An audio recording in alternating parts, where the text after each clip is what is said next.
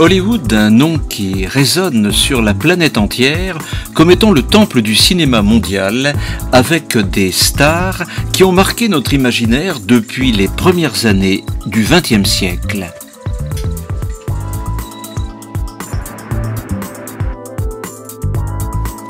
Sur Hollywood Boulevard et particulièrement sur le Walk of Fame, on retrouve la trace de stars du cinéma américain dont certains noms ont parfois disparu de notre mémoire.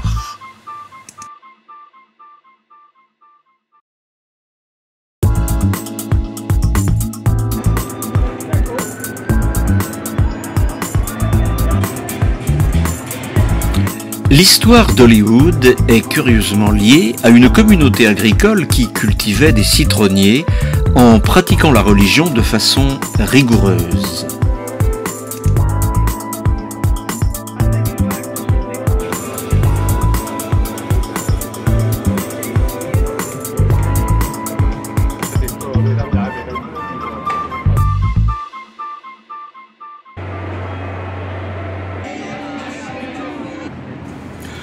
On est loin du monde monastique de cette communauté avec ses stars en tenue légère et ses acteurs posant fièrement en consommant du tabac.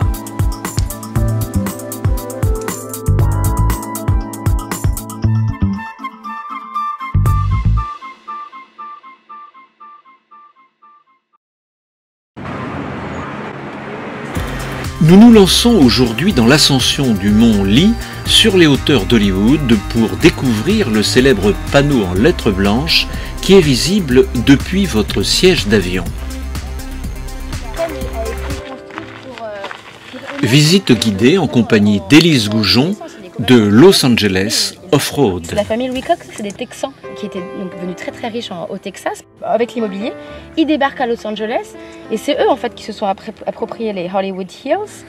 Et Hollywood, c'est vraiment la femme, c'est Madame Wilcox qui est venue avec ce nom-là. Elle l'avait entendu dans le train.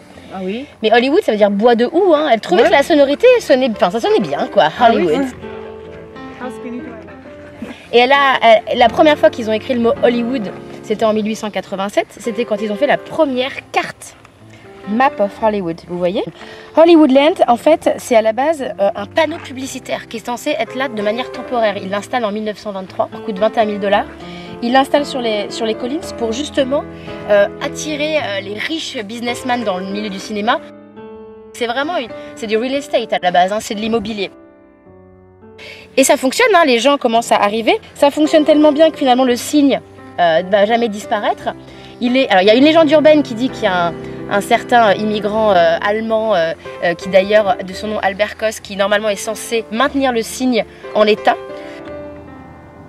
Il est un petit peu ivre, disons, et il conduit sa voiture et il finit par rentrer dans la lettre H qui est ici. Elle ne survit pas au choc de son ivresse. Et donc le signe tombe à l'abandon. En 1944, la ville de LA récupère en tout cas les sols. Et il faut attendre 30 ans pour que le signe vraiment refasse surface, c'est-à-dire qu'il le rénove. Par contre, il perd son land, il l'arrête. Et en 78, c'est Hugh Hefner. Hugh Hefner, c'est le patron de Playboy.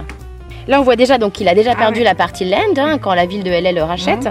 Et Hugh Hefner de Playboy, c'est lui en fait qui organise une levée de fonds, une soirée de levée de fonds dans sa très belle villa de Los Angeles. Et il emmène tous ses amis les plus fortunés. Et il propose voilà, que chacun fasse des donations pour acheter chacun une lettre.